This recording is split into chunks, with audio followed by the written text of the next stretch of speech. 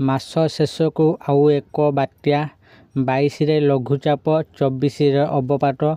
IMD ପକ୍ଷରୁ ଆସିଛି ନୂଆ ଅପଡେଟ୍। ମାସ ଶେଷ ବେଳକୁ ଆସିପାରେ ଆଉ ଏକ ବାତ୍ୟା। ପାଣିପାଗ ବିଭାଗ ଅନୁସାରେ ନଭେମ୍ବର 28 ତାରିଖ ବେଳକୁ ଉତ୍ତର ଆନ୍ଧ୍ରପ୍ରଦେଶ ଓ ଦକ୍ଷିଣ ଓଡ଼ିଶା ଆଡ଼କୁ ଆଉ ଏକ ବାତ୍ୟା ମାଡ଼ି ଆସିବ। ଏମିତି କିଛି ଆଶଙ୍କା ଏବେ ଚାଷୀମାନଙ୍କୁ ଡରାଇବାକୁ ଲାଗିଲାଣି। ତ ଚାଲନ୍ତୁ ଆଜି ଆମେ ଜାଣିବା ଏହି ଭିଡ଼ିଓ ମାଧ୍ୟମରେ। ତେଣୁ ଭିଡ଼ିଓକୁ ଆରମ୍ଭ କରିବା ପୂର୍ବରୁ ଆପଣ ସମସ୍ତଙ୍କୁ ଅନୁରୋଧ, ଯେଉଁମାନେ ଚ୍ୟାନେଲକୁ ସବସ୍କ୍ରାଇବ୍ କରିନାହାନ୍ତି ଏବେ ହିଁ ଆପଣମାନେ ଆମ ଚ୍ୟାନେଲକୁ ସବସ୍କ୍ରାଇବ୍ କରନ୍ତୁ। ଆଉ ଭିଡ଼ିଓ ଭଲ ଲାଗିଲେ ଭିଡ଼ିଓକୁ ଲାଇକ୍, ସେୟାର, କମେଣ୍ଟ କରିଦେବେ। ତ ଚାଲନ୍ତୁ ଡେରି ନ କରିକି ଆଜିର ଭିଡ଼ିଓଟିକୁ ଆରମ୍ଭ କରିବା।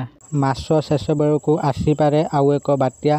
ପାଣିପାଗ ବିଭାଗ ଅନୁସାରେ ନଭେମ୍ବର 28 ତାରିଖ ବେଳକୁ ଉତ୍ତର ଆନ୍ଧ୍ରପ୍ରଦେଶ ଓ ଦକ୍ଷିଣ ଓଡ଼ିଶା ଆଡ଼କୁ ଆଉ ଏକ ବାତ୍ୟା ମାଡ଼ି ଆସିବ। ଏମିତି କିଛି ଆଶଙ୍କା ଏବେ ଚାଷୀମାନଙ୍କୁ ଡରାଇବାକୁ ଲାଗିଲାଣି। ପାଣିପାଗ ବିଶେଷଜ୍ଞଙ୍କ ଅନୁମାନ ହେଉଛି ଏହି ସମ୍ଭାବ୍ୟ ବାତ୍ୟା ପ୍ରଭାବରେ ଓଡ଼ିଶାରେ 3 ରୁ 4 ଦିନ ପ୍ରବଳ ବର୍ଷା ହେବାର ଆଶଙ୍କା ରହିଛି। ଦକ୍ଷିଣ ଉପକୂଳ ଓ ଆଭ୍ୟନ୍ତରୀଣ ଓଡ଼ିଶାରେ ପ୍ରବଳ ବର୍ଷା ହେଲେ ଫସଲ ଗୁରୁତର ଭାବେ କ୍ଷତିଗ୍ରସ୍ତ ହେବାର ଆଶଙ୍କା ରହିଛି। ପାଣିପାଗ ବିଭାଗର ପୂର୍ବାନୁମାନ ଅନୁସାରେ 22 ତାରିଖରେ ଦକ୍ଷିଣ ପୂର୍ବ ବଙ୍ଗୋପସାଗରରେ ଲଘୁଚାପ ସୃଷ୍ଟି ହେବ। 24 ତାରିଖରେ ଅବପାତର ରୂପ ନେବ। ସମୁଦ୍ରରୁ ବଳ ଗୋଟାଇ ଆହୁରି ଅଧିକ ଘନୀଭୂତ ହେବ। ପରବର୍ତ୍ତୀ 88 ଘଣ୍ଟାରେ ଏହା ଅଧିକ ଘନୀଭୂତ ହୋଇ ପଶ୍ଚିମ ଉତ୍ତର ପଶ୍ଚିମ ଦିଗରେ ଗତି କରିବ। ସେହିପରି ପାଣିପାଗ ବିଶେଷଜ୍ଞଙ୍କ କହିବା କଥା ହେଲା 24 ତାରିଖ ବେଳକୁ ଲଘୁଚାପ ଘନୀଭୂତ ହୋଇ ବାତ୍ୟା ରୂପ ନେଇପାରେ। 27 ତାରିଖ ରାତି ବା 28 ତାରିଖ ସକାଳ ସୁଦ୍ଧା ସମ୍ଭାବ୍ୟ ବାତ୍ୟା ଦକ୍ଷିଣ ଆନ୍ଧ୍ରପ୍ରଦେଶ ଉପକୂଳ ପାଖରେ ଥିବା ମଛଲିପଟ୍ଟନମରେ ଲ୍ୟାଣ୍ଡଫଲ୍ କରିପାରେ। ଉପକୂଳ ଛୁଇଁବା ମାତ୍ରେ ବା ବାତ୍ୟା ଦୁର୍ବଳ ହୋଇଯିବ।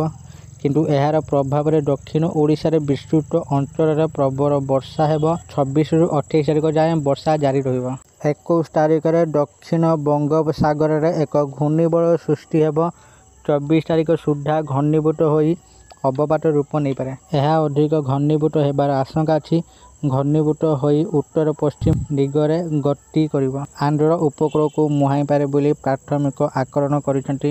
ବାତ୍ୟା ମନ୍ଥା ଯେଉଁଠି ଶୂନ୍ୟ ସ୍ଥଳଭାଗ ଛୁଇଁଥିଲା ଠିକ୍ ସେହି ସ୍ଥାନ କାକିନାଡା ଆଡ଼କୁ ମୁହାଁଇପାରେ ବୋଲି ପାଣିପାଗ ବିଭାଗ ପୂର୍ବାନୁମାନ କରିଛି। ତେବେ 23 ତାରିଖ ବେଳକୁ ଅଧିକ ଆକଳନ କରିହେବ ବୋଲି ସେ କହିଛନ୍ତି ଅବପାତ ଘନୀଭୂତ ହୋଇ ଆନ୍ଧ୍ର ଉପକୂଳକୁ ଗଲେ ବି ଓଡ଼ିଶାରେ ଏହାର ପ୍ରଭାବ ରହିବ। 27 ତାରିଖରେ କେନ୍ଦ୍ରାପଡ଼ାରୁ ଗଞ୍ଜାମ ଓ ଗଜପତି ଜିଲ୍ଲାରେ ପାଗ ମେଘୁଆ ସହିତ ବର୍ଷା ବି ହେବ।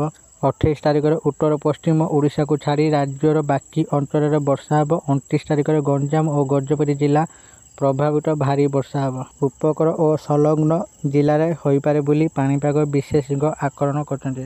ଆଶା କରୁଛି ଆପଣମାନଙ୍କୁ ଆଜିର ଏହି ଭିଡ଼ିଓଟି ନିଶ୍ଚିତ ଭାବରେ ଭଲ ଲାଗିଥିବ ଆଉ ଆପଣମାନେ ଭିଡ଼ିଓ ଦେଖି ସବୁକିଛି ବୁଝି ଯାଇଥିବେ।